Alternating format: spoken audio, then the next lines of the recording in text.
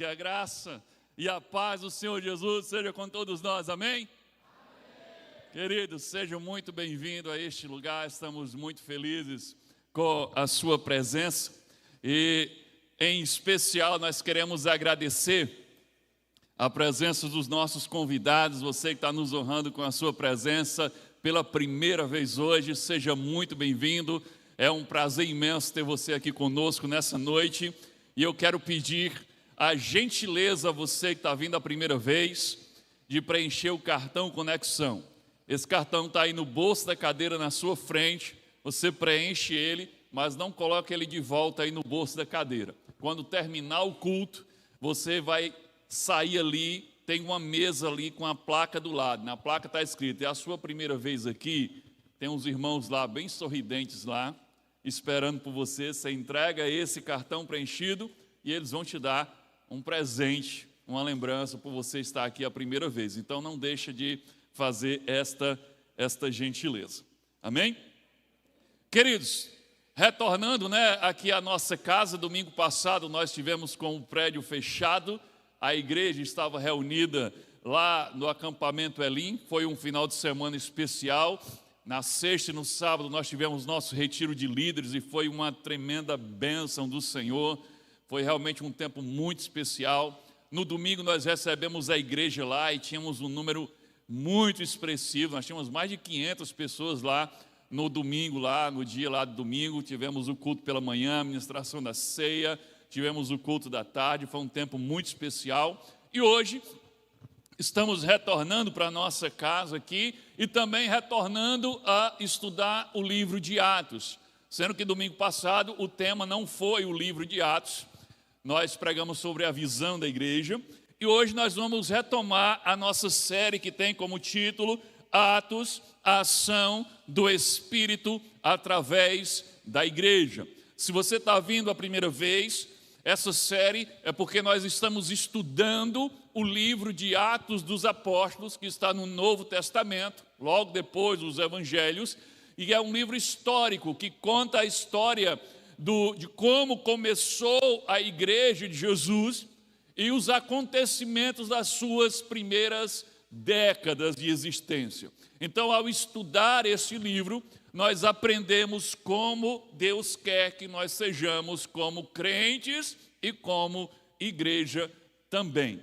Hoje nós já vamos para a mensagem de número 20. Hoje é o 20º domingo que nós estamos estudando o livro de Atos. E o título da mensagem de hoje é Cristo é suficiente. Cristo é suficiente. Hoje nós vamos estudar o capítulo 15 do livro de Atos, não todo o capítulo, mas nós vamos estudar a maior parte do capítulo 15. Espero que em casa você leia todo o capítulo 15 e medite em cada detalhe, que a gente não tem tempo aqui para ver absolutamente tudo sobre o capítulo. Mas o capítulo 15 de Atos, ele é conhecido como o capítulo que registra, digamos, o primeiro concílio da igreja, conhecido como o Concílio de Jerusalém, uma reunião administrativa, teológica, que a igreja fez para resolver uma questão seríssima que estava acontecendo no meio da igreja, que estava trazendo problemas e que poderia ser um problema grave também para o futuro dela. E aí os irmãos da igreja, os apóstolos, os presbíteros, a liderança fizeram uma reunião, um concílio para discutirem e decidirem sobre esta questão.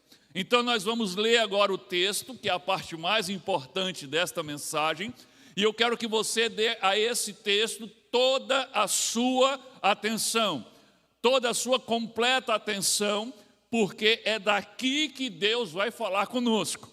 Então, à medida que nós formos lendo, o texto vai estar compartilhado aqui no telão, acompanhe a leitura, concentra e usa a tua imaginação para visualizar as cenas que o texto está descrevendo.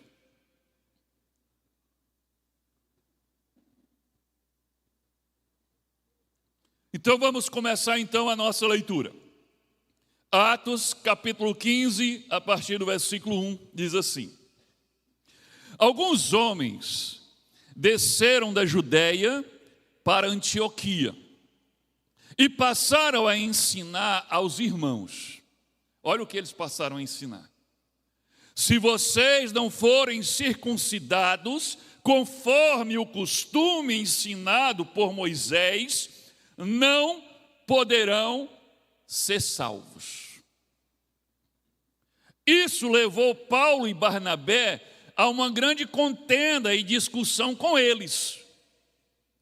Assim, Paulo e Barnabé foram designados, juntamente com outros, para irem a Jerusalém tratar desta questão com os apóstolos e com os presbíteros. Versículo 4. Chegando a Jerusalém, foram bem recebidos pela igreja, pelos apóstolos e pelos presbíteros, a quem relataram tudo que Deus tinha feito por meio deles. Então se levantaram alguns do partido religioso dos fariseus que haviam crido e disseram: calma, vou abrir um parêntese. Olha o que é que está acontecendo aqui. Paulo e Barnabé tinham ido para a cidade de Antioquia. Eles estavam passando uma temporada lá, estavam ensinando lá nessa cidade e congregando lá. Alguns crentes saem da Judéia e vão para Antioquia. Esses crentes chegam lá e começam a ensinar algo que era totalmente avesso ao que Jesus deixou. Eles começaram a ensinar o quê? Se vocês, novos convertidos que não são judeus, não se circuncidarem, não podem ser salvos. Paulo e Barnabé ficaram pistola com eles. Diz o texto que eles entraram em contenda, em discussão com esses homens. E a igreja de Antioquia, para resolver essa confusão doutrinária, enviou Paulo e Barnabé, juntamente com outros, para Jerusalém, onde estavam quem? Os apóstolos e a liderança da igreja, para tratar dessa questão e decidir. Afinal, vai exigir que os novos crentes que não são judeus tenham que se circuncidar para serem salvos? E aí, Paulo e Barnabé vai para Jerusalém. Chegando lá em Jerusalém tem um grupo de crentes, viu? Crentes que antes de se converter eram do partido dos fariseus. Vocês já ouviram falar nessa turminha, né? Antes de se converter, eles eram do partido dos fariseus. E essa turma, depois de convertida, ainda trouxe as suas mazelas, as suas doenças para dentro da igreja. E agora eles estão dizendo assim, esses agora dizem assim, ó, é necessário circuncidá-los e exigir que obedeçam à lei de Moisés. Versículo 6. Os apóstolos e os presbíteros se reuniram para considerar essa questão. Então foram discutir. Depois de muita discussão, Pedro levantou-se e dirigiu-se a eles. Veja, aqui é um resumo. O texto diz que depois de muita discussão, eles discutiram, muita gente falou, cada um falou, o outro falou e tal, discordaram. Aqui teve uma discussão grande. Depois de muita discussão, Pedro tomou a palavra e dirigiu-se a ele e disse: irmãos, vocês sabem que há muito tempo Deus me escolheu dentre vocês para que os gentios, grave isso você que não tem familiaridade com a Bíblia, gentio não é uma pessoa educada. Gentio aqui é todo aquele que não é judeu. Então quem não é judeu de nascença é chamado aqui de gentio. Nós, por exemplo, somos gentios, porque nós não somos judeus. Então Pedro está dizendo, Deus me escolheu desde o princípio dentre vocês para que os gentios, os não judeus, ouvissem de meus lábios a mensagem do evangelho e crescem.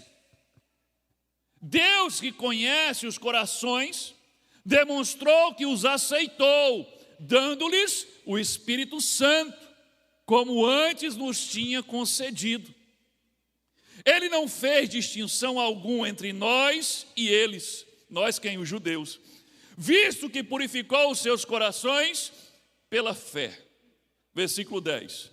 Então, por que agora vocês estão querendo tentar a Deus, impondo sobre os discípulos um jugo que nós mesmos, nem nossos antepassados conseguimos suportar? Ele está falando da lei. De modo nenhum. Ou seja, não vamos fazer isso. Cremos que fomos salvos pela graça de nosso Senhor Jesus, assim como eles também. Toda a assembleia, ou seja, todo o grupo de irmãos ficou em silêncio, enquanto ouvia Barnabé e Paulo falando de todos os sinais e maravilhas que por meio deles Deus fizera entre os gentios. Agora Paulo e Barnabé, depois que Pedro fala, Paulo e Barnabé agora começam a discursar. Deixa eu me ajeitar aqui, gente, que o negócio aqui está punk hoje. Paulo e Barnabé começam a discursar e contar para a igreja em Jerusalém os milagres e como Deus estava agindo no meio dos gentios e por meio dos gentios. Ou seja, eles foram salvos sim, eles têm o Espírito Santo e Deus está agindo no meio deles. Versículo 13. Quando terminaram de falar, Tiago tomou a palavra. Veja, Pedro falou, Paulo, Barnabé falou, agora Tiago. Tiago tomou a palavra e disse: irmãos, ouça-me. Simão, que é Pedro, nos expôs como Deus no princípio voltou-se para os gentios, a fim de reunir dentre as nações um povo para o seu nome. Pedro, quando falou que no princípio Deus tinha chamado ele para proclamar o evangelho aos gentios, e Deus tinha salvado os gentios por meio da pregação dele, ele estava se referindo a Cornélio, lá no capítulo 10 de Atos, quando Pedro foi na casa de Cornélio, que era um centurião romano, que não era judeu, e para surpresa de Pedro, o Espírito Santo mandou ele pregar para um não-judeu, o não-judeu creu, e Deus derramou sobre o não-judeu e todos que estavam na sua casa, quem? O Espírito Santo, salvando eles e batizando com o Espírito Santo. Aí Tiago está dizendo, como Pedro já falou, ele diz, portanto, olha o conselho de Tiago, portanto, julgo que não devemos pôr dificuldade aos gentios que estão se convertendo a Deus. Pelo contrário, devemos escrever a eles, dizendo-lhes que se abstenham de comida contaminada pelos ídolos, da imoralidade sexual, da carne de animais estrangulados e do sangue. Ou seja, só isso. Então os apóstolos e os presbíteros com toda a igreja decidiram escolher alguns dentre eles e enviá-los para Antioquia com Paulo e Barnabé. Escolheram Judas, chamado Barsabás, e Silas, 2 líderes entre os irmãos. Com eles enviaram a seguinte carta: os irmãos, apóstolos e presbíteros, aos cristãos gentios que estão em Antioquia, na Síria e na Sicília, saudações. Aqui é o que estava escrito na carta, versículo 24. A carta diz: soubemos que alguns saíram do nosso meio, sem nossa autorização, e os perturbaram, transtornando suas mentes com o que disseram. Assim, concordamos todos em escolher alguns homens e enviá-los a vocês com os nossos amados irmãos Paulo e Barnabé, homens que têm arriscado a vida pelo nome do nosso Senhor Jesus Cristo. Portanto, estamos enviando Judas e Silas para confirmarem verbalmente o que estamos escrevendo. Olha que coisa incrível. Não perde a história. Paulo e Barnabé estavam em Antioquia, foram enviados pela igreja lá para vir a Jerusalém, onde estava a liderança da igreja, para trazer aquela conversa lá que quer obrigar os gentios a serem circuncidados, a cumprir toda a lei de Moisés. A igreja em Jerusalém discute, toma uma decisão, mas em vez de apenas mandar o recado por Paulo e Barnabé, porque se Paulo e Barnabé simplesmente voltam lá e dizem, não, eles disseram que a gente está certo, eles não iam acreditar. Então, o que é que a igreja em Jerusalém faz? Eles escrevem uma carta e enviam essa carta e mais 2 irmãos, junto com Paulo e Barnabé, para esses irmãos, além de lerem a carta, verbalmente confirmarem que aquela foi a decisão tomada pelo concílio de Jerusalém, pela igreja de Jerusalém. E aqui no versículo 28, a carta diz: pareceu bem ao Espírito Santo e a nós não impor a vocês nada além das seguintes exigências necessárias. Então, nada além disso aqui. Abster-se de comida, que é o que Tiago tinha dito. Abster-se de comida sacrificada aos ídolos, do sangue, da carne de animais estrangulados e da imoralidade sexual. Vocês fazem bem, farão bem se evitar essas coisas. Que tudo lhes vá bem. Uma vez despedidos, os homens desceram para Antioquia, onde reuniram a igreja e entregaram a carta. Verso 31. Os irmãos a leram e se alegraram com a sua animadora mensagem. Judas e Silas, que eram profetas, encorajaram e fortaleceram os irmãos com muitas palavras. Mais do que 3 vivos podem dizer amém? Amém. Paizinho querido, em nome de Jesus, obrigado, Deus, pela tua palavra lida. E assim como o teu Espírito Santo deu direção e falou com os apóstolos e com os presbíteros em Jerusalém, fala conosco nessa noite, Deus. Abre nosso entendimento, abre nosso coração, nos faz enxergar, Deus, as verdades contidas nesse texto, que se aplicam à nossa vida hoje e à nossa igreja nos dias de hoje, para que possamos aprender como ser crentes e como ser igreja de acordo com a tua palavra. Fala conosco, Deus, ministra o nosso coração, é isso que nós pedimos no nome de Jesus. Amém.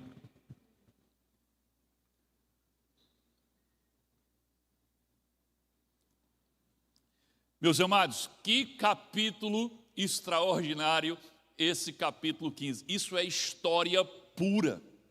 Não sei se você tem a dimensão disso. A gente acabou de ler um relato histórico da igreja primitiva, dos primeiros crentes, dos apóstolos deixados por Jesus. Isso é fantástico. Eu não sei, eu me empolgo quando eu leio isso, porque é um presente, sabe, incrível deixado por Deus, nós termos acesso a isso e podermos aprender com isso. E se você prestou atenção, você entendeu aqui que aconteceu um grande problema na igreja e como esse problema foi resolvido. Veja, alguns crentes saíram da Judéia e foram para Antioquia, sem a autorização dos líderes da igreja. Eles não foram enviados por ninguém, foram por conta própria. Chegando lá em Antioquia, onde Paulo e Barnabé já estavam ministrando e congregando, começaram a pregar uma doutrina estranha ao que Jesus havia ensinado e ao que os apóstolos estavam ensinando. Eles começaram a pregar e exigir: vocês que são gentios, que não são judeus como nós, e estão agora se convertendo, para serem salvos, vocês precisam ser circuncidados. Deixa eu explicar aqui para você entender. A igreja, quando ela começou a existir, ela era formada exclusivamente por judeus. Depois é que Jesus abre as portas da salvação para os não-judeus. Só que os judeus acreditavam erroneamente que a salvação era uma exclusividade só para eles. Que Jesus veio para salvar só os judeus, até porque Jesus era judeu. Mas Jesus já havia declarado isso anteriormente. Se você está acompanhando as leituras do Novo Testamento comigo lá todos os dias, lá no Instagram, você sabe que lá em João, nós acabamos de ler, Jesus disse: vocês são as minhas ovelhas, mas eu também tenho um outro rebanho que preciso apacentar. Ele estava falando dos gentios: e vou tornar vocês um só povo. Jesus já tinha falado disso. E Deus já havia mandado Pedro pregar para Cornélio, que era gentio, e Cornélio se converteu e o Espírito Santo desceu sobre ele. Então a igreja, entenda, a igreja aqui, ela estava vivendo essa transição. A igreja que começou só com judeus, agora ela está sendo invadida, no bom sentido, por um monte de crentes gentios, não judeus. E os judeus que já estavam, foram os primeiros, alguns estavam com o pensamento errado, querendo que os gentios, ao se converterem a Jesus, se convertessem também ao judaísmo. Eles queriam impor aos novos crentes gentios as regras e as leis ritualísticas do judaísmo. E aí por isso vem a discussão, e eles disseram, vocês têm que se circuncidar. Aí você que não tem familiaridade com a Bíblia está dizendo, pastor, pelas caridades, me diga o que é circuncidar, que eu estou até agora sem entender esse negócio. Vamos lá, vamos explicar o que é circuncisão.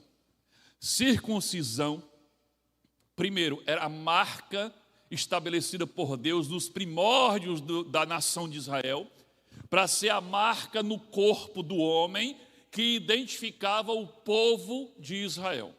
O que era a circuncisão? A circuncisão era um pequeno procedimento cirúrgico feito nos homens, o qual se retirava a pele da ponta do pênis. É isso mesmo, não fica constrangido não. A circuncisão era uma cirurgia de fimose, mas não precisava ter fimose, entende? Para fazer isso aí. E por quê? Que coisa estranha, por que é que Deus escolheu a circuncisão para ser o símbolo de pertencimento ao seu povo? Porque o órgão sexual masculino, ele é o símbolo da semente da vida. Então Deus estava dizendo, você e todos os seus descendentes pertencem a mim. Então todo homem que pertencia a Israel, ele era circuncidado aos 8 dias de nascido. 8 dias de nascido era circuncidado. Quando alguém que não era nascido entre os judeus, cria no Deus de Israel e passava a fazer parte da comunidade de Israel, para ser aceito, Deus exigia que ele, já adulto, fosse circuncidado, para fazer parte de Israel. Quando a igreja começa a existir, os judeus que se convertem querem fazer isso dentro da igreja. E eles estão dizendo, vocês se converteram agora, vocês vão ter que circuncidar. Eles estavam querendo aplicar dentro da igreja a lei de Moisés que era aplicada na nação de Israel. E Paulo e Barnabé disseram, não, está errado, está errado. E aí é onde surge essa discussão.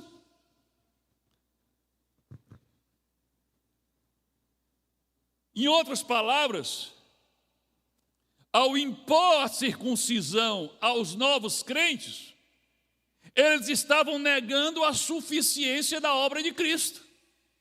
Porque ele está dizendo, vocês têm que ser circuncidados para serem salvos. Eles estavam dizendo que o que Cristo fez não era suficiente para salvar. E Paulo e Barnabé, que estavam em Antioquia, se opuseram ferrenhamente contra isso. Isso gerou uma discussão acalorada na igreja. Então a igreja enviou Paulo e Barnabé para Jerusalém para consultar a liderança, os apóstolos, os presbíteros. Então aconteceu o concílio, e no concílio a igreja decidiu sobre essa questão. E qual foi a decisão? Jesus é suficiente. A graça nos basta. Nada mais além do sacrifício dele deve ser imposto para que alguém seja considerado salvo. Essa foi a decisão do conselho em Jerusalém. A pergunta que vamos responder hoje é quais lições nós podemos aprender com o capítulo 15 de Atos. E nós só vamos aprender 2 lições hoje. E você já pode anotar a primeira aí no seu esboço. Primeira lição: sempre que alguém coloca um mais depois da graça, o evangelho está sendo corrompido. Eu acho que a palavra que está faltando preencher aí é graça.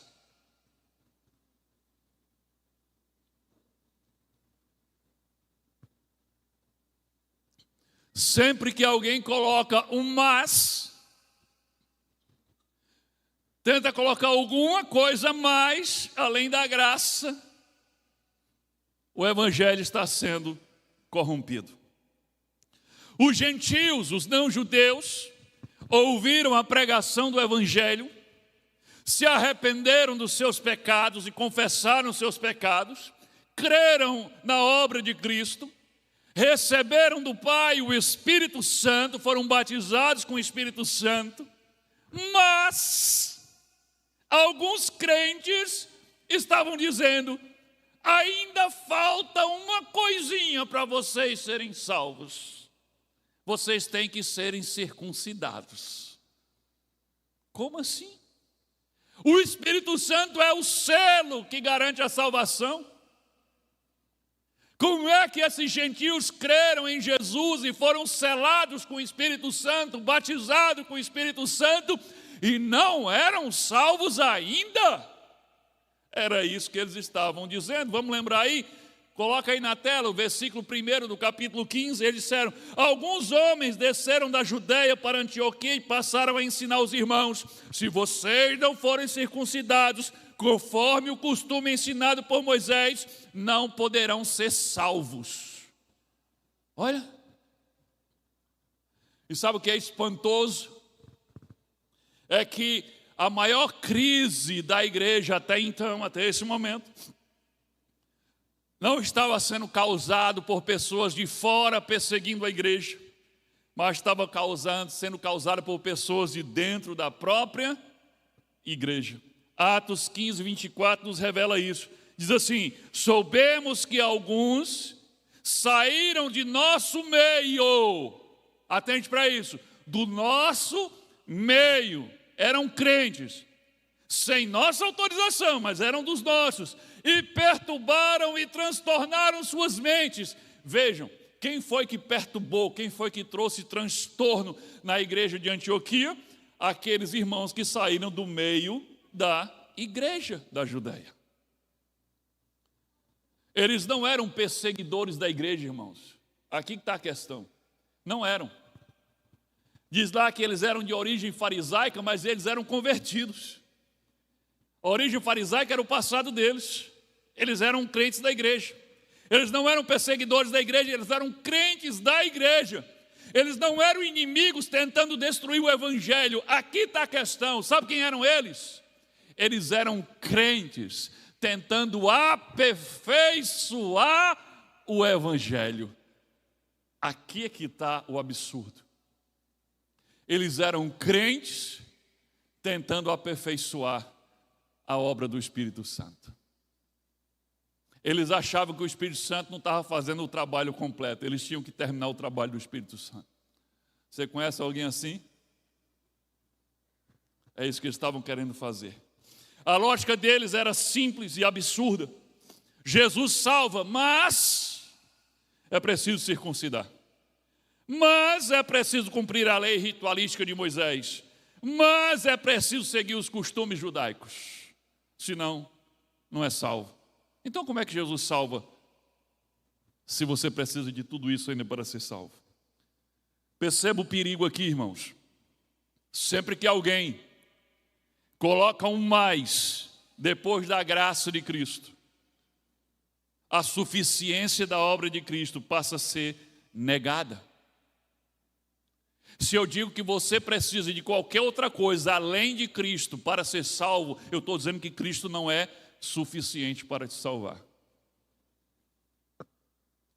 E aqui está um alerta. É alarmante, é danoso, é prejudicial quando a igreja tenta fazer o trabalho do Espírito Santo e não o trabalho dela. Porque o trabalho da igreja não é salvar, nós não temos o poder de salvar. O trabalho da igreja não é transformar as pessoas, nem reformar as pessoas. Esse é o trabalho do Espírito Santo. Essa é a obra do Espírito Santo. É Ele quem convence do pecado, da justiça e do juízo. É Ele que nos dá o novo nascimento, nascer do Espírito. Jesus falou, é necessário nascer de novo. O que é nascer de novo? Nicodemo ficou todo abestalhado. E Jesus diz, é nascer do Espírito. Quem dá o novo nascimento é o Espírito.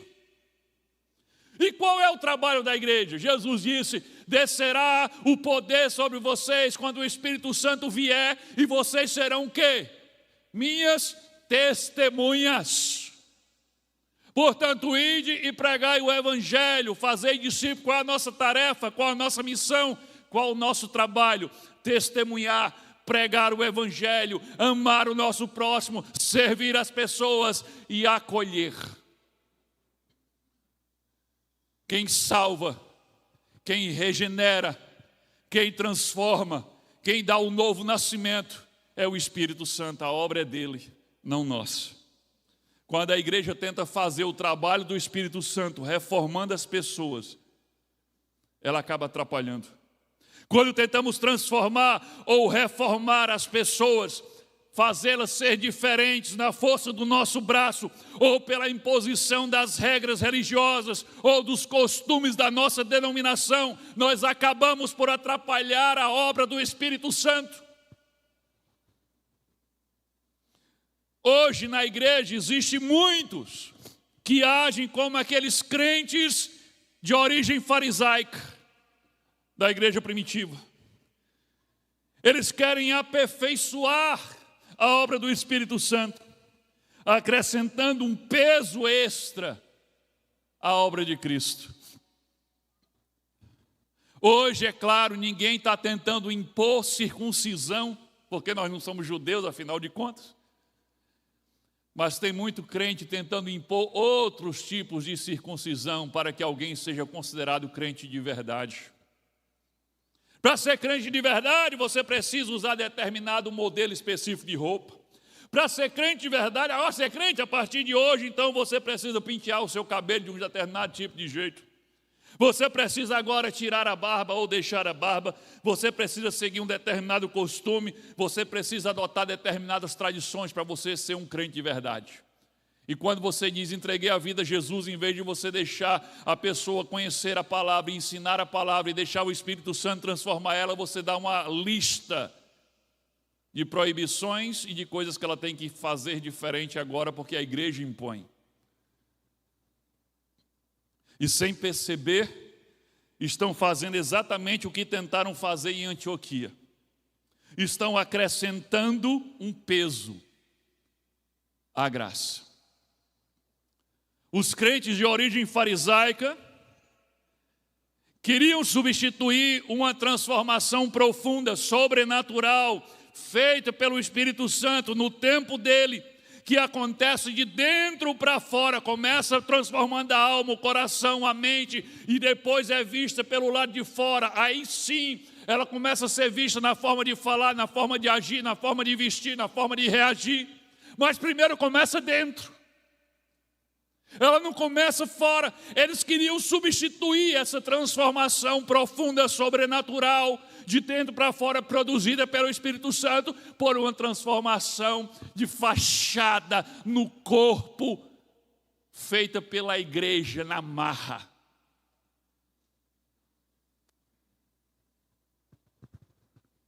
Que era a circuncisão. Agora preste atenção, o que aconteceria?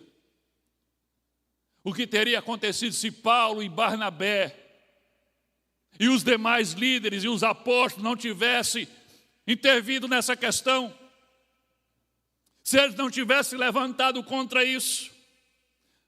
E se a circuncisão, irmão, tivesse sido adotado pela igreja primitiva como a marca exigida para todo novo crente provar que é salvo? Você sabe o que teria acontecido? Eu vou dizer, as pessoas, quando entrassem na igreja, quando tomassem a decisão por Cristo, seriam circuncidadas. Receberiam uma marca no corpo visível, feito à força pela igreja. E sabe o que é que elas acreditariam? Pronto, está concluída a obra em mim. E elas se dariam por satisfeitas. Já tenho a marca de Deus em mim, já sou salvo e acabou a transformação. Pronto, já sou crente. É assim que acontece nos dias de hoje, em muitas igrejas de origem farisaica. As pessoas entregam a vida a Jesus, tomam uma decisão por Jesus, e elas rapidamente vêm fazer circuncisão na pessoa. Elas rapidamente vêm exigir mudanças no exterior, na fachada, na forma de vestir, de pentear o cabelo, de usar a barba, etc, etc. Agora você é crente, pronto, a partir de hoje você vai usar uma saia longa, tamanho tal, no mocotó. Você vai deixar de usar batom, você não vai mais usar brinco, ou brinco só até tal tamanho. Sim, porque tem uns que dizem até tal tamanho. Você não vai mais usar bermuda, se você é homem, você vai andar de calça social e chinela havaiana por aí. Você vai tirar a sua barba, porque barba não é coisa de crente. Você que é homem agora, dá cabelo um pouquinho grande, não é tão, corta esse cabelo. Mulher que está com cabelo, deixa esse cabelo crescer e pronto. Pronto, fez isso? Está salvo. Você agora é crente. Pronto, temos um crente agora, reformado, transformado, é crente. E aquele crente se dá por satisfeito. O resultado, temos uma multidão de crentes imaturos e carnais, que circuncidaram as roupas, circuncidaram o cabelo, as orelhas, os pulsos, os tornozelos, mas não circuncidaram o coração, a mente e o caráter. Foi feita uma reforma na fachada, mas não cooperaram com o Espírito Santo para fazer a reforma, a transformação que vem de dentro para fora até chegar na fachada. Resultado, pegaram um sepulcro, e em vez de tirar toda a imundície, permitir que Deus tirasse toda a imundície de podridão de dentro e limpar de dentro para fora, simplesmente pintaram de branco o sepulcro e deixaram ele todo bonitinho por fora, mas podre por dentro. E o sepulcro dizendo: sou nascido de novo, olha como eu estou branquinho, olha como eu estou pintadinho, olha o tamanho da minha saia, olha o meu rosto como está lisinho, sem barba nenhuma, olha o meu cabelo, sou crente. Mas a circuncisão do coração, que é o que Jesus prega e Paulo ensinou, não aconteceu, porque disseram: já terminou a obra. Mas o que é que a Bíblia ensina? Aquele que começou a boa obra em nós só vai concluir no dia de Cristo. A obra de transformação que o Espírito Santo faz em nós começa no dia que você entrega a vida a Jesus e vai durar até o dia que você vai encontrar com Ele de novo, na segunda vinda ou no dia que você partir.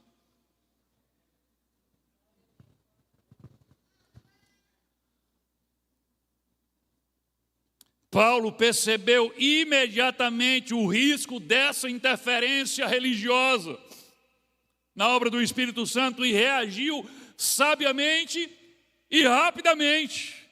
E se aquela ideia prosperasse, o Evangelho deixaria de ser graça para se tornar mérito religioso. E o resultado seria exatamente o que aconteceu entre os judeus e os fariseus na religião judaica: orgulho espiritual, arrogância religiosa e muita hipocrisia. Porque quando alguém acredita que é salvo por aquilo que faz, ou pelas regras ou costumes que obedece, ele começa a se sentir merecedor da salvação e superior aos outros que ainda não foram salvos. Fica orgulhoso, metido, soberbo, como aquele fariseu da parábola que Jesus contou, que diz que tinha um fariseu e um publicano. O publicano era o pecador, o cobrador de impostos, que chegaram diante do Senhor e o fariseu foi orar. E quem era o fariseu? Esse cara que cumpria as regras e achava que estava salvo porque cumpria as regras da lei. E o fariseu, de peito inchado, nariz empinado, vai orar e diz: Senhor, obrigado, porque eu não sou como esse miserável publicano aqui do meu lado. Isso é um troço. Aí ele diz: porque eu oro 3 vezes ao dia, eu dou esmolas, eu jejum, eu dou o dízimo. E aí Jesus disse: esse aí não foi justificado diante de Deus. Mas o pobrezinho do outro disse que não tinha coragem nem de levantar a cabeça. O publicano também, depois de ouvir tudo isso, tinha coragem nem de levantar a cabeça, batia no peito: Senhor, miserável que sou, tem misericórdia. Esse saiu justificado diante de Deus, porque Deus o justificou.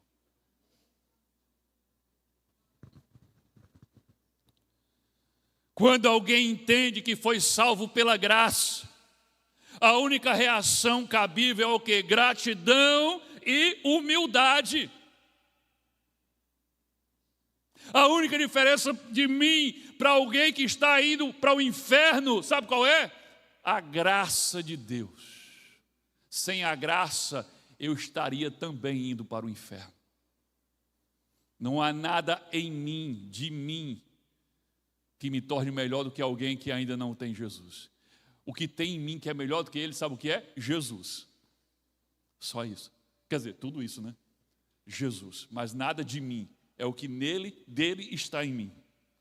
Atos 15:11. Pedro fez uma declaração poderosa naquela reunião, naquele concílio. Ele diz: de modo nenhum, ou seja, de modo nenhum vamos impor as regras da lei sobre esses novos crentes. Ele diz: cremos que nós somos salvos pela graça. Nós quem? Nós os judeus. Ele diz: cremos que somos salvos pela graça de nosso Senhor Jesus, assim como eles também. Pedro está dizendo: vocês estão pensando que nós judeus, porque conhecemos a lei, somos salvos porque cumprimos a lei? Nós somos salvos pela graça também.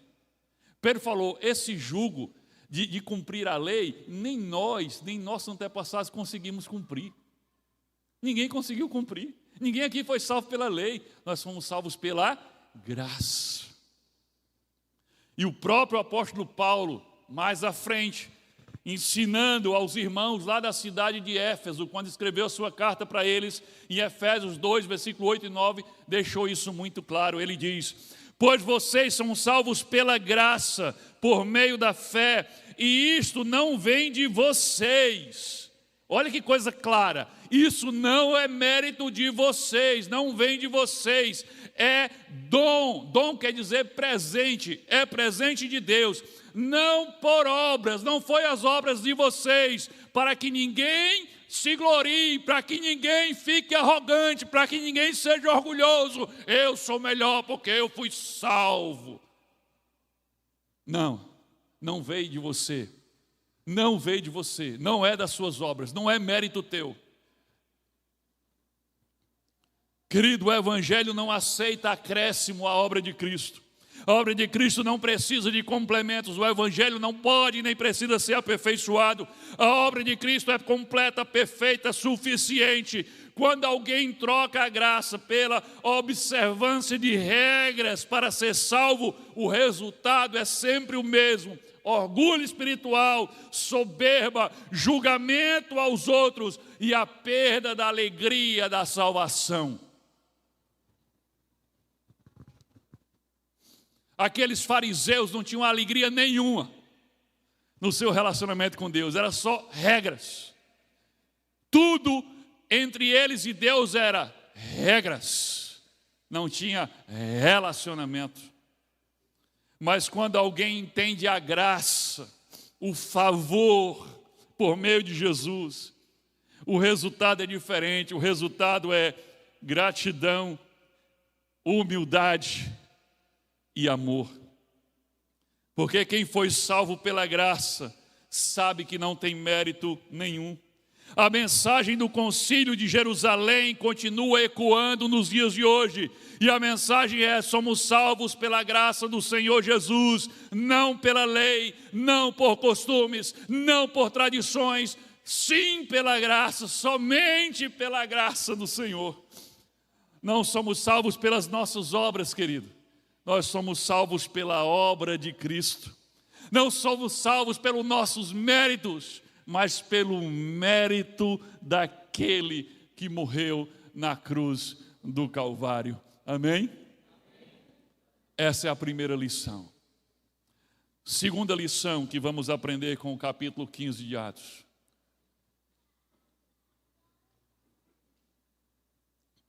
Não é porque somos salvos pela graça que viveremos como um povo sem lei. Pode ir tirando o cavalinho da chuva. Você já estava aí, ai, coisa boa, agora vai ser de qualquer jeito. Não. Conversa essa. Você achou então que agora ia para a galera? Entendeu errado. Entendeu errado. Não é porque somos salvos pela graça que vamos viver de qualquer jeito. Não é porque somos salvos pela graça que vamos viver como um povo sem lei. Como um povo que faz o que quer, do jeito que quer, na hora que quer. Não. Pode tirar o cavalinho da chuva. Então podemos viver de qualquer jeito, fazendo o que quisermos? Não. Nós cristãos não devemos obedecer então os 10 mandamentos? Os 10 mandamentos não são para nós, correto? Errado. Os 10 mandamentos são para nós? São. Mas não como uma lei ritualística como era para os judeus. Para nós os mandamentos são aplicados como princípios eternos para a vida. Jesus aplicou os 10 mandamentos para todos, mas ele transformou os 10 mandamentos em 2 princípios que ele chamou de o grande mandamento. Jesus pegou os mandamentos e transformou em 2 grandes princípios que ele chamou de o grande mandamento. Quais são esses 2 grandes princípios? Ele disse: amar a Deus acima de todas as coisas e amar ao próximo como a ti mesmo. Não pense que você está isento dos mandamentos. Jesus pegou o princípio que rege os mandamentos, sabe? É como se pegasse uma laranja e tirou o suco, deixou só o bagaço lá. Pegou o suco e disse: está aqui, beba. Aqui estão os princípios da lei aplicado a todos vocês. Amar a Deus acima de todas as coisas e ao próximo como a ti mesmo. Se nós cumprirmos esses 2 grandes princípios, esse grande mandamento, nós estaremos cumprindo toda a lei de Deus. Presta atenção, olha a conexão. Você sabe que os mandamentos são divididos em 2 partes. A primeira parte fala do nosso relacionamento com Deus. A segunda parte dos mandamentos, os últimos mandamentos, falam do nosso relacionamento com o nosso próximo.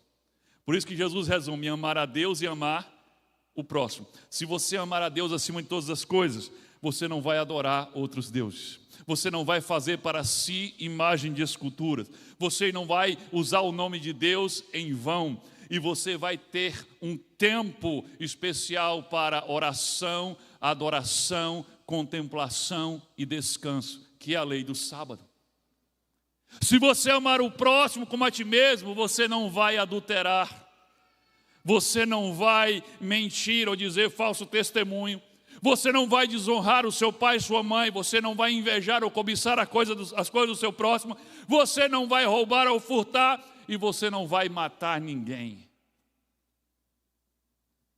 Entendeu?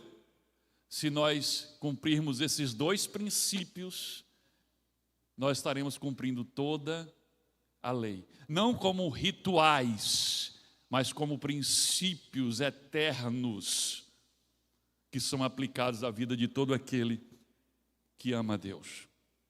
Ser cristão, querido, não é viver sem lei. Temos lei sim, mas esta lei não está escrita em tábuas de pedra. Ela foi impressa pelo Espírito Santo nos nossos corações. Ela não é um ritual frio, mas elas são princípios eternos para as nossas vidas.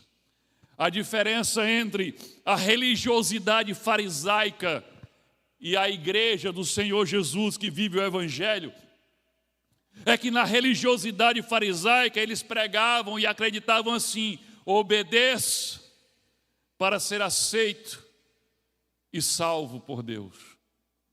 Na igreja e no Evangelho verdadeiro você é aceito e salvo pela graça do Senhor Jesus.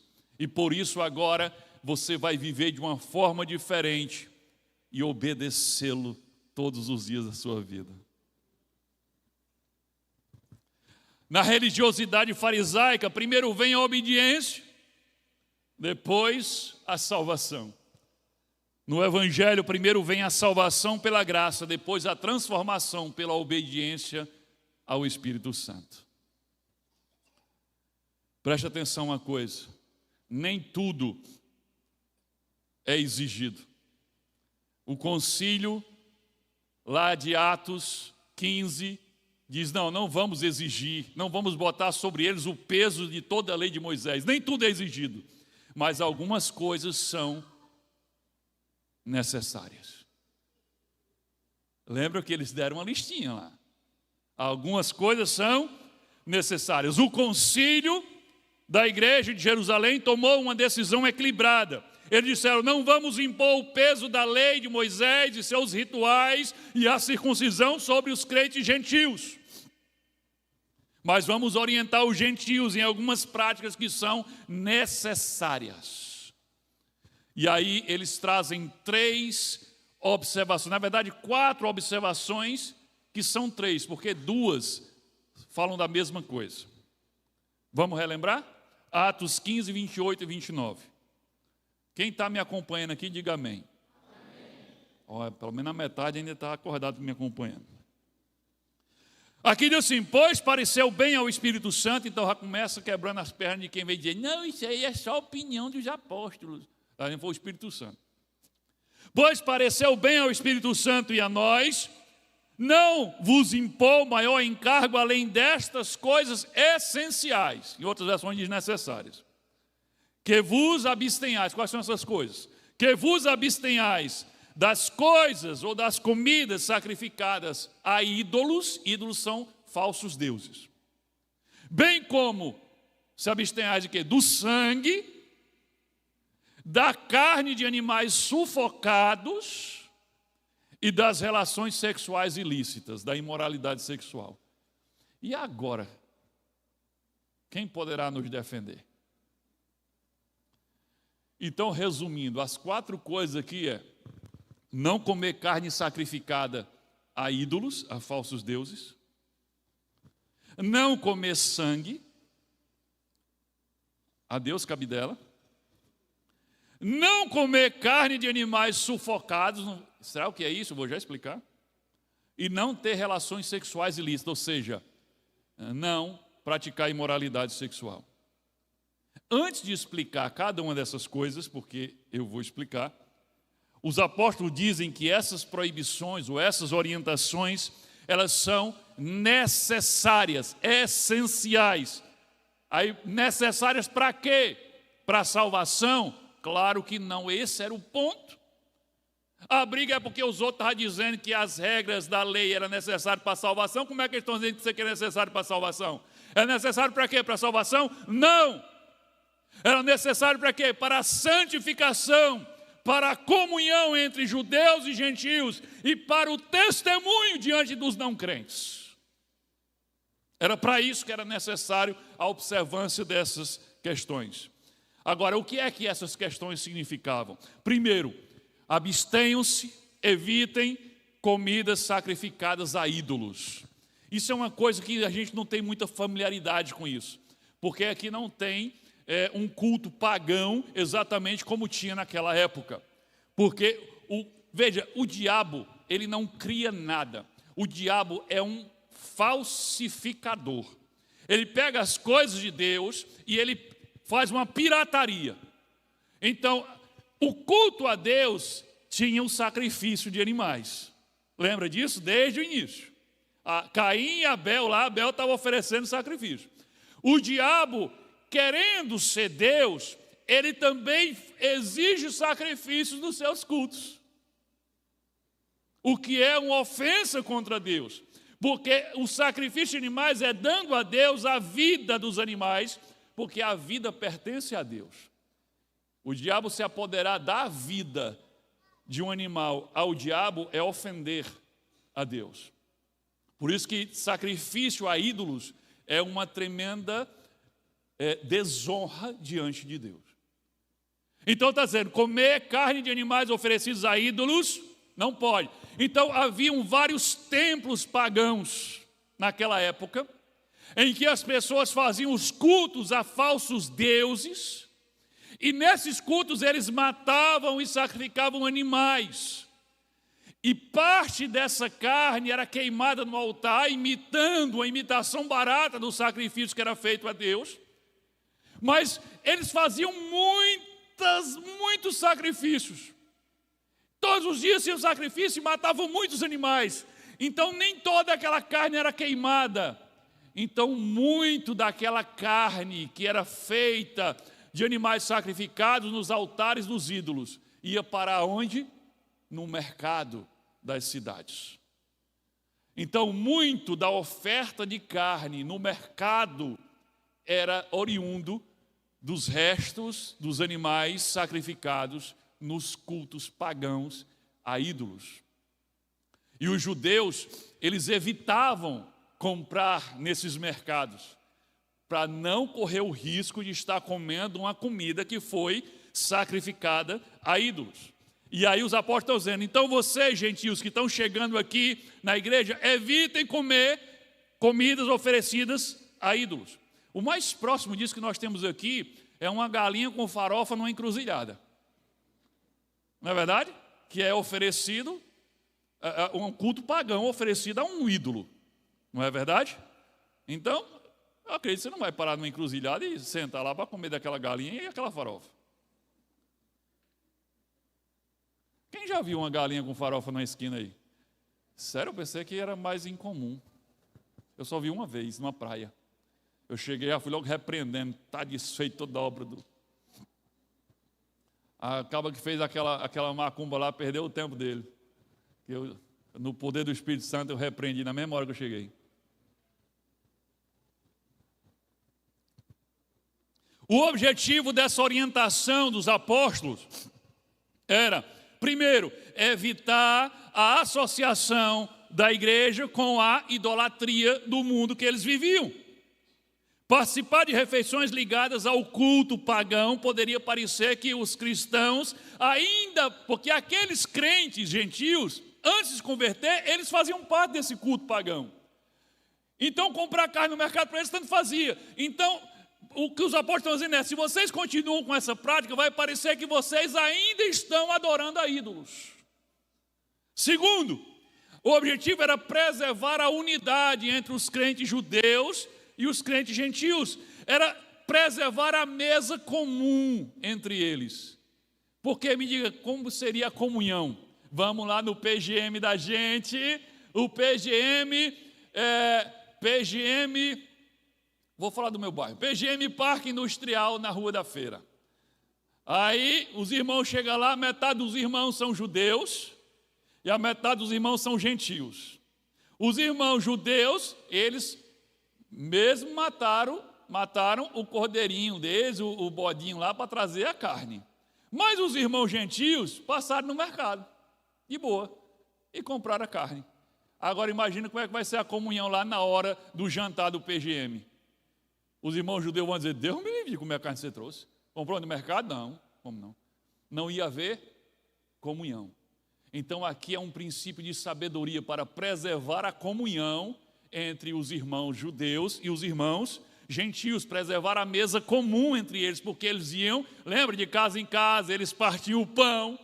Como é que ia ter comunhão se eles não observassem essa questão? Porque os irmãos que vinham do judaísmo, eles não iriam comer, eles achavam que aquilo estava pecando, mesmo que ali não fosse um culto pagão. Então tinha essa intenção. E terceiro, evitar escândalo espiritual com os não crentes. Como é que vocês agora dizem que são diferentes e ainda estão comendo da carne dos ídolos, dos animais que nós sacrificamos aos nossos ídolos? Então, para evitar mau testemunho, falta de comunhão e evitar que participassem de alguma forma da idolatria, se abstenham disso. Agora, algo importante, isso aqui não era uma lei rígida, eterna para a igreja. Porque em 1 Coríntios, capítulo 8, versículo 4, o apóstolo Paulo ensinando aos irmãos de Coríntios, ele vai falar sobre esses ídolos, e esses ídolos não têm poder nenhum. Ele diz assim, Coríntios 8, 4, ele diz assim, sabemos que o ídolo nada é no mundo, e que não há senão um só Deus. Não tem poder nenhum. E aí no capítulo 10, versículo 25 de 1 Coríntios, olha o que Paulo diz, aí você começa a entender aqui, o que Paulo está dizendo aqui aos irmãos de Corinto. Ele diz assim, comei de tudo que se vende no mercado. Olha o que Paulo está dizendo aqui para os irmãos de Corinto. Comei de tudo que se vende no mercado. Mas ele diz, sem nada perguntardes, por motivo de consciência. Quando você for lá no mercado, Paulo está dizendo, não sai perguntando, ei, de onde é que veio esse boi? Ei, e esse carneirinho aqui, você matou aonde? Não pergunte, Paulo diz, não pergunte. Compre e coma sem perguntar. Para quê? Para não ter problema com a sua consciência. O que é que Paulo está dizendo? Querido, o Paulo está dizendo, veja que Paulo estava lá naquele concílio. Paulo entendeu o que era aquela observação. Paulo está dizendo, o problema não é a carne em si. O problema não é que o pecado da idolatria está entranhado nas fibras da carne daquele animal e quando você comer você é um idólatra. Não, não é esse o problema. O problema é a consciência. A consciência. E o que é a consciência? É você fazer algo se sentindo culpado. Então Paulo diz, não pergunta, porque se você souber de onde vem, você vai se sentir culpado. E se você se sentir culpado, você está pecando. O princípio aqui era cuidar da sua consciência e da consciência dos seus irmãos. Imagina só, olha o exemplo que eu vou dar. Aqui tem 2 copos, certo? Vou terminar de beber desse para dar certo o meu exemplo. Eu, na minha loucura da minha cabeça, acredito que beber água deste copo aqui, da minha direita, é pecado. Mas beber do copo que está aqui da esquerda é santo. Vocês que têm o juízo certo, todos vocês sabem que isso aqui não tem nada a ver. Certo? Todos vocês sabem que não tem problema nenhum beber dessa água. Mas eu, por alguma razão, acreditei que se eu beber isso aqui, eu estou desobedecendo a Deus. Eu acredito nisso. Ok? Aí eu digo, rapaz, a água aqui acabou. Mas tem nesse lado, mas é pecado. Mas eu estou com sede. Irmãos, vocês vão testemunhar algo terrível agora. O que foi que eu acabei de fazer, irmãos? Eu acabei de ir. Mas vocês disseram que não tinha nada a ver beber água desse copo? Por que eu pequei? Por causa da minha consciência. Por quê? O que é que tem a ver isso? Veja qual é o princípio. Se na minha consciência eu acredito que beber água desse copo é pecado, e mesmo assim eu fiz, na minha consciência eu transgredi uma lei de Deus. Eu me voltei contra Deus e o desobedeci. Mesmo que Ele nunca tenha me proibido de beber água desse copo. A mesma coisa era aquela carne vendida no mercado, não era pecado em si comer a carne. O problema é que as pessoas estavam comendo, mas se sentindo culpadas. E aí elas achavam que aquilo estava errado e mesmo assim estavam fazendo. Ou então o problema era a consciência do irmãozinho judeu. O gentio via que não tinha problema nenhum. Mas o irmãozinho dele, que estava na mesma igreja que ele, que era judeu, se escandalizava. E aí, Paulo vai orientar isso também, escrevendo aos Romanos, por causa da consciência do meu irmãozinho, que é mais fraquinho do que eu, que acha que beber água desse copo é pecado, quando eu estiver na frente dele, eu nem vou beber, para o bichinho não se escandalizar. Para não afetar a minha comunhão com ele, para ele não entrar em crise. Então, é pela consciência. Então, se você não sabe a origem da carne, não se sentirá culpado e ela não vai te fazer mal. Então Paulo diz, comprem de tudo que vem no mercado, coma de tudo, mas não pergunte. Se chegar lá e tiver uma placa, boi que foi oferecido a Baal, aí não compre não. Mas se não diz nada lá, não pergunte, meu amigo. Simplesmente compre a carne. Simplesmente compre a carne. Então o princípio não era a comida em si, era evitar a participação consciente em idolatria e evitar escandalizar os irmãos judeus. E sobre não comer carne de animais estrangulados, ou animais sufocados. E agora? Eu fico só pensando no jeito que o povo do interior mata a galinha. Aí eu começo, pega assim no pescoço da galinha.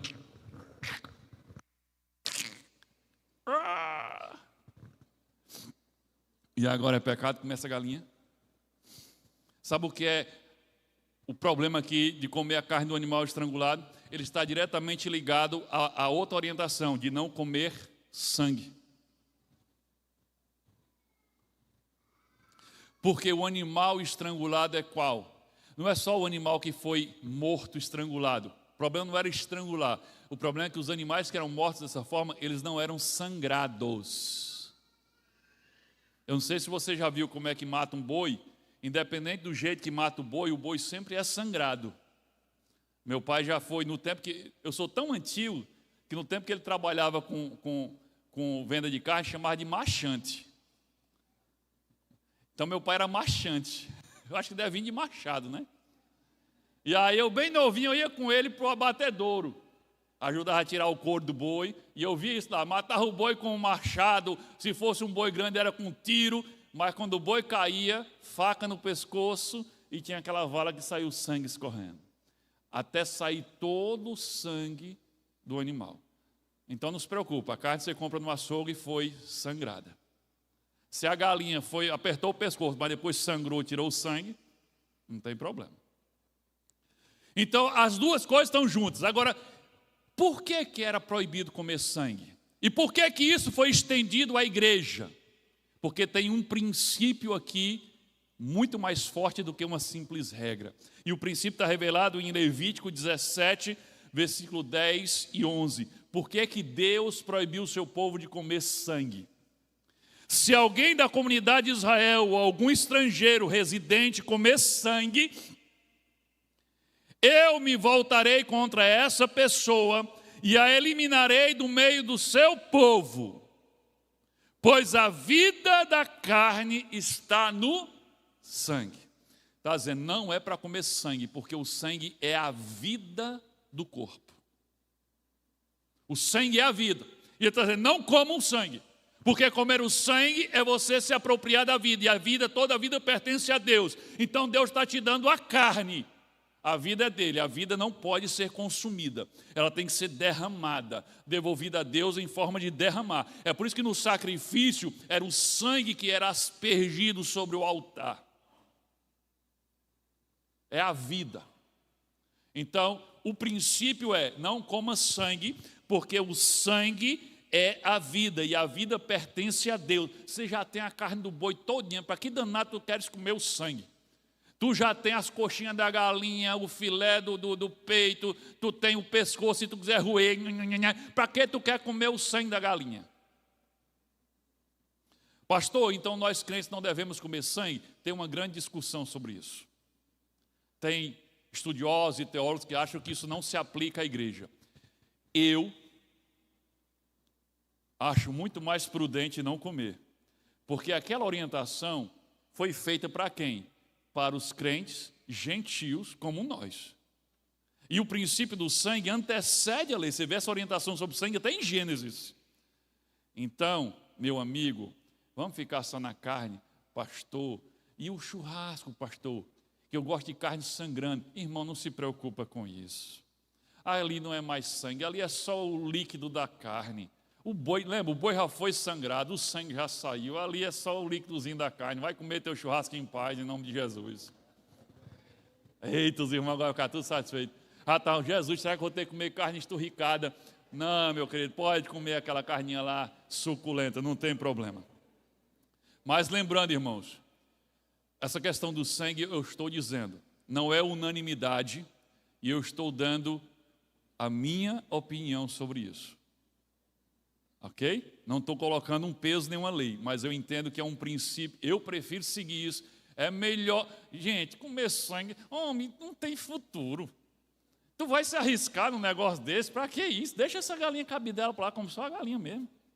Deixa o sangue para lá. Então, e o último ponto, evitar, não se abster de relações sexuais ilícitas. Aqui, meu amigo. Então, pastor, aí também devia ser só uma coisa assim, só cultural, né, pastor? Quer dizer que a gente pode? Não, não pode. Aqui é um pecado, é um princípio moral, universal e atemporal. Em todo o Novo Testamento você vai ver esse pecado sendo combatido. 1 Tessalonicenses 4,3 diz assim, pois esta é a vontade de Deus, a vossa santificação, que se abstenhais da imoralidade sexual. Na verdade, o princípio aqui é santificação. Mas por que lá em Atos 15, na hora de falar de santificação, eles frisam a imoralidade sexual como sendo o pecado a ser evitado? Embora ali englobe tudo que é santificação e pureza, eles falam da imoralidade sexual porque a imoralidade sexual estava diretamente atrelada ao sacrifício dos cultos pagãos. Aquele mesmo culto pagão, onde sacrificava animais, era o culto pagão onde havia prostitutas ritualísticas, onde as prostitutas de Baal, por exemplo, elas se ofereciam e tinham relações sexuais com os homens durante o culto a Baal. Então, havia prostituição e impureza sexual junto com os sacrifícios de animais. Por isso que na hora de falar de cultivar a santificação, naquele contexto eles exemplificam com a imoralidade sexual. Mas o foco aqui é: busquem a santidade. O princípio espiritual por trás da decisão do concílio de Jerusalém não era criar um novo sistema de leis, mas era ensinar o princípio que a liberdade que temos em Cristo não deve abrir mão da santidade, não deve destruir a comunhão com os nossos irmãos no corpo de Cristo e nem deve atrapalhar o nosso testemunho diante do não crente. Em outras palavras, nem tudo que é permitido nos convém, nem tudo que é permitido edifica. E quais os princípios, então, que continuam válidos até hoje para nós crentes que somos gentios? Os princípios são: fuja da idolatria, viva em santidade, inclusive longe da imoralidade sexual, respeite a sua própria consciência e a consciência dos irmãos que são mais fracos, e evite práticas que prejudiquem ou atrapalhem o bom testemunho diante dos não crentes. Ou seja, a igreja rejeitou o legalismo, mas não rejeitou a santidade, nem a unidade, nem o bom testemunho. Graça não significa libertinagem. Graça significa liberdade com unidade e santidade. O Evangelho nos livra da escravidão da lei, mas não dos princípios da lei e da chamada santidade. Cristo não nos salvou para vivermos de qualquer jeito. Ele nos salvou para vivermos de uma vida semelhante a Ele. Ele nos salvou para termos uma vida transformada e santificada. Ele disse: se não nascer de novo, não pode entrar no reino de Deus. Então não é porque somos salvos pela graça que vamos viver como um povo sem lei. Amém? Queridos, para concluir, uma das razões pelas quais nós temos muita dificuldade em entender e aceitar a graça que nos dá a salvação sem merecermos, é porque nós aprendemos desde cedo, nós fomos treinados a merecer e a fazer por merecer. Nós fomos ensinados que não existe almoço grátis, não é verdade? Não tem almoço grátis. E se não tem almoço grátis, imagine salvação grátis. Nós fomos ensinados assim. E esse era o problema daqueles crentes de origem farisaica. Eles estavam tentando pagar pela salvação que já tinha sido pago por Jesus na cruz. Eles não conseguiam admitir que a coisa mais importante, mais cara, mais sublime de todas, que era a salvação, era de graça, pela graça, sem exigir nada em troca. Mas o Evangelho diz algo que é escandaloso para a lógica humana. A salvação não pode ser conquistada por nenhum de nós, ela foi conquistada por Jesus. Ela só pode ser recebida e aceita por nós. Jesus não disse: venham a mim quando tiverem consertado todas as suas coisas, quando tiverem consertado sua vida. Não, ele não disse isso. Ele disse: venham a mim vocês que estão cansados, sobrecarregados, estrupiados, tudo acabado, venham a mim e eu vou aliviar vocês. Ele disse assim: os sãos não precisam de médico, mas sim os doentes. Eu não vim chamar os justos, ou aqueles que pensam que são justos, eu vim chamar os pecadores para o arrependimento. A salvação, querido, não é para os perfeitos. Os que pensam que são perfeitos nem serão salvos, como aquele fariseu que batia no peito: eu sou o bichão. Jesus disse: esse saiu ainda condenado, não foi justificado. A salvação é, sabe para quem? Para os pecadores que sabem que jamais poderiam pagar pela salvação. E essa foi exatamente a mensagem que saiu do concílio de Jerusalém em Atos 15. E a mensagem é: Cristo é suficiente. Não são as obras que salvam, não são os rituais que salvam, não são as tradições que salvam, é Cristo que salva. Por isso, guarde isso no seu coração hoje. Você não precisa merecer a salvação. Na verdade, você nunca conseguiria merecer a salvação. Você só precisa recebê-la pela graça, por meio da fé em Jesus Cristo. Romanos 10, 9 diz: se com tua boca confessar Jesus como Senhor, e em teu coração credes que Deus ressuscitou dentre os mortos, serás salvo. Que Deus nos abençoe em nome de Jesus.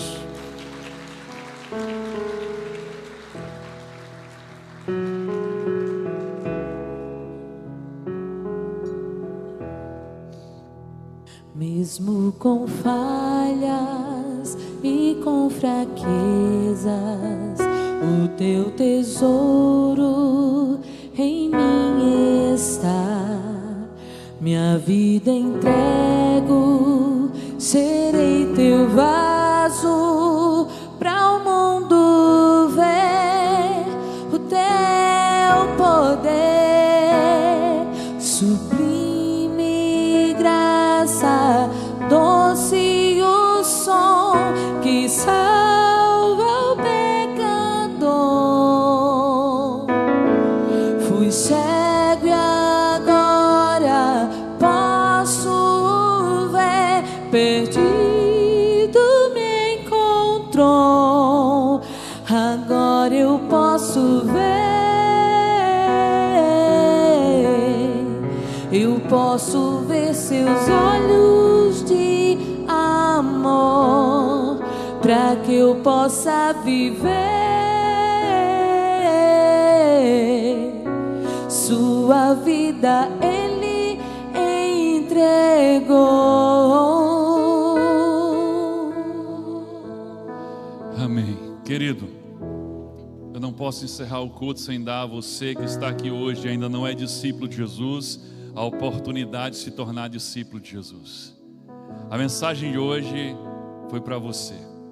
Lá em Jerusalém, há quase 2000 anos, a igreja estava reunida falando de você. Você gentil, você não judeu. E a igreja está dizendo: vamos dizer a eles que Cristo é suficiente. Vamos dizer aos gentios, aos não judeus, que somente a graça do Senhor pode salvá-los. E a graça é mais do que suficiente. Que eles não serão salvos pelos seus méritos, pelas suas obras, pelos seus acertos, mas pelos méritos de Cristo e pela obra de Cristo. Não é que a salvação é de graça, ela está sendo oferecida de graça para você, mas a salvação foi caríssima, ela custou a vida de Jesus, Ele pagou no seu lugar. E agora em Apocalipse 3:20 diz que agora Ele, com este presente nas mãos, Ele está batendo diante da tua porta e diz: eis que estou à porta e bato, se alguém ouvir a minha voz e abrir a porta, eu entrarei. E quando Ele entra, a salvação entra com Ele. Querido, você ouviu a voz do Senhor por meio da palavra ministrada. Jesus continua batendo na porta e hoje está batendo na sua porta. E agora Deus e os céus honram você, dando a você a oportunidade de abrir ou não essa porta. E eu pergunto, você quer abrir essa porta agora para o Senhor que está batendo? Você quer receber Jesus como teu Senhor e Salvador? Você quer recebê-lo como Rei da sua vida para governar sobre você, te salvar e te conduzir até o Pai? Se você quer isso para a tua vida agora, querido, abre essa porta. Como, pastor? Por meio de uma oração, porque essa porta é espiritual e ela só pode ser aberta de forma espiritual. E a forma de abrir essa porta é como? Reconhecendo que é pecador, confessando seus pecados, pedindo perdão a Deus em nome de Jesus e aceitando o presente dado por Jesus por meio da cruz. Você quer fazer isso agora? Então onde você estiver, fecha os teus olhos e ora comigo agora. Esquece que tem mais alguém nesse auditório, é só você e Deus. Ora comigo agora. Diga assim: Senhor Deus, em nome de Jesus Cristo, eu reconheço que sou pecador. Eu reconheço que eu preciso da tua graça, da tua misericórdia e do teu perdão. Eu reconheço que não posso, jamais poderei pagar pela salvação. E é por isso que eu aceito a salvação que é oferecida pelo teu Filho Jesus.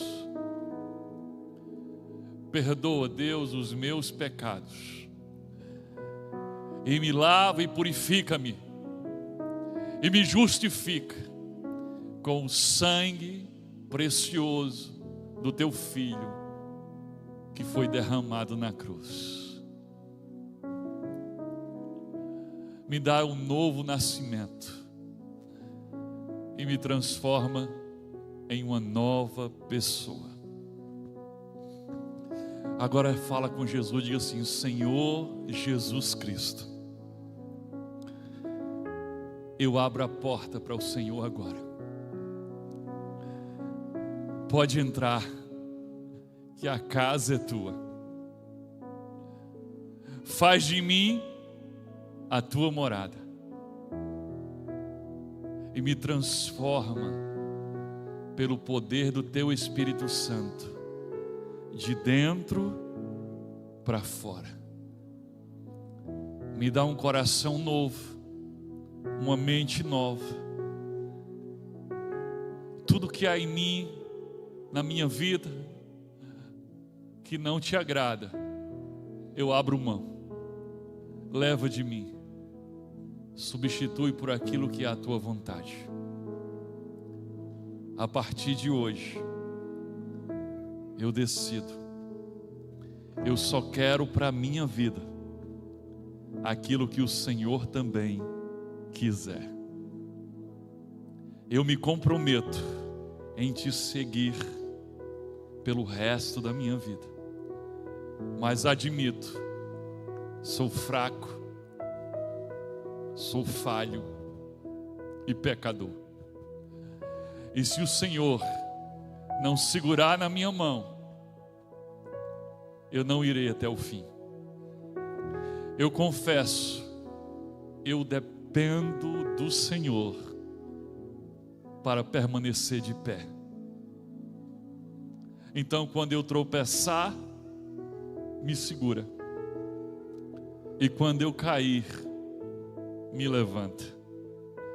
E me conduz até a eternidade, até a presença do Pai que está nos céus. É no teu nome, Jesus, que eu oro. É no teu nome que eu me alegro e agradeço. Amém. E louvado seja o nome do Senhor Jesus Cristo. Você fez essa oração, querido, de todo o teu coração, e você realmente está decidido a ser discípulo de Jesus? Se você fez isso de todo o coração, a Bíblia diz que você acaba de nascer de novo para viver uma nova vida com Cristo. O apóstolo Paulo, ele diz: aquele que está em Cristo é uma nova criatura, as coisas velhas passaram e eis que tudo se fez novo. Eu gostaria muito de orar por você. Eu gostaria muito de me alegrar com os céus pela tua vida. E gostaria de te dar um presente nessa noite. Mas você vai ter que vencer o anonimato, vencer a vergonha e a tentação de negar a Jesus já agora. Veja, você acabou de entregar a sua vida a Jesus e agora já está sendo tentado a negá-lo, a escondê-lo, a se envergonhar. Vença isso agora. Onde você está, você que fez oração, aí no seu lugar, levante assim a mão e segure. Você que fez essa oração, glória a Deus pela sua vida, glória a Deus. Quem mais fez essa oração? Glória a Deus pela sua vida, glória a Deus, glória a Deus. Vamos fazer assim, todos de pé, todos de pé. Permita-me orar por você que fez essa oração e permita-me te dar um presente. Se você fizer a gentileza de vir aqui embaixo, eu prometo, eu não vou te perguntar nada, eu não vou constranger você, eu vou orar por você e esses irmãos que estão aqui vão te dar um presente. Você poderia vir aqui, por favor? Vem aqui para eu orar por você, por favor, pode vir. Já apagamos as luzes para não te constranger. Irmãos, fiquem de olhos fechados, nós não queremos constranger ninguém. Pode vir, querido, eu quero orar por você. Prometo, não vou te constranger. Vir aqui não torna você membro da Igreja Batista Vida Nova, não. Essa é uma outra decisão que você vai tomar depois. Pode ficar aqui, querida, aí mesmo. Glória a Deus pela vida de vocês, toda a família junto. Glória a Deus, glória a Deus. Tem mais alguém?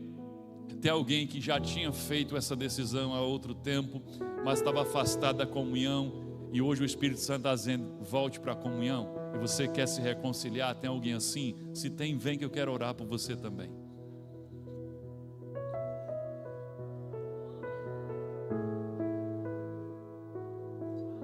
Alguém? Não? Igrejinha, põe as mãos aqui na direção dessas vidas preciosas que estão aqui. Paizinho querido, Deus amado, nós te louvamos, Deus, por estas vidas preciosas que estão aqui à frente. Eu não sei o nome deles, mas isso não importa, porque o Senhor os conhece mais do que eles mesmos se conhecem. O Senhor os conhece antes do ventre da mãe, porque eles já existiam no teu coração antes de existirem neste mundo. Obrigado, Deus, porque o Senhor marcou esse encontro com eles nessa noite. Obrigado porque o teu Espírito Santo levou a palavra onde eu não poderia levar, ao íntimo do coração, da alma, do espírito. Obrigado porque o teu Espírito Santo os convenceu de que eles precisam de um Salvador e os atraiu de uma forma que eles se entregaram a ti nessa noite. Que a tua palavra se cumpra e que teu Espírito Santo seja derramado sobre eles, assim como foi derramado sobre os gentios lá em Atos 10. Que eles sejam cheios do teu Espírito Santo e cheios da tua presença, e que o teu Espírito Santo, agora habitando neles, os conduza num processo de transformação e regeneração, que os transforme a cada dia em pessoas mais e mais parecidas com o teu Filho Jesus. Que no nome de Jesus, no nome e na autoridade do nome de Jesus, que toda cadeia, que toda corrente que o diabo tenha colocado em algum momento na vida deles, caia por terra agora, seja destruído no nome de Jesus. e que eles sejam completamente livres para seguir o Senhor, fazer a tua vontade e crescer no conhecimento do Senhor. Que eles sejam abençoados e que sejam bênção, que eles sejam transformados em sal da terra e luz do mundo. Essa é nossa oração, essa é nossa gratidão. É no nome de Jesus que nós oramos, e a igreja diz amém. Você pode aplaudir o que o Senhor fez essa noite?